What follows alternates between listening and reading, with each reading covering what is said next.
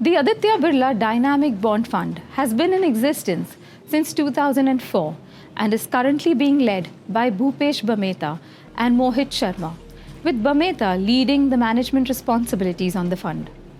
Bameta has been with the fund house since 2017 and started managing funds in 2020.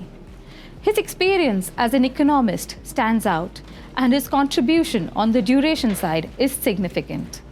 The fixed income team is amongst the largest in the industry, with Kaustubh Gupta heading the macro side and Sunaina Dakuna heading the credit side of the business. The fund's investment strategy is rooted in a combination of duration and credit calls. Their ability to allocate between government securities and corporate bonds, take the right interest rate directional views, and undertake thorough fundamental research on issuers all constitute important aspects of this fund. The current portfolio is underweight government securities and overweight corporate bonds. The fund invested in lower A-rated papers prior to 2018, which is in line with the fund's philosophy. However, they have since built internal processes and limits to limit the exposure and duration on the fund. The manager currently invests about 64% of the fund's assets in AAA-rated papers and about 35% in AA-rated issues.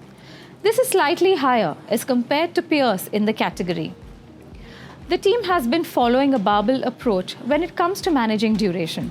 They also hold an exposure to state development loans from a tactical perspective. A combination of duration calls and credit bets seem to have helped the fund outperform its peers on a consistent basis. The dynamic fund is positioned to take advantage of the directional changes in interest rates and can run a modified duration ranging between 2 and 8 years. Having said that, the fund's duration has largely ranged under 4 years, with the current modified duration standing at 2.7 years. This is largely in line with the category peers. The fund has remained a consistent performer, falling within the top 2 quartiles on a year-on-year basis. Having said that, it did underperform in 2017 and 2019, largely owing to their exposure towards stressed assets. This has in turn impacted the longer-term 5-year performance on the fund. However, the fund's 3 and 1-year performance places it in the top quartile amongst peers. The fund has been losing assets since December 2017, owing to the credit event, which was followed by an unfavorable interest rate environment. Having said that, we draw comfort from the team's process-oriented approach that focuses on ensuring higher liquidity levels and emphasizes on quality.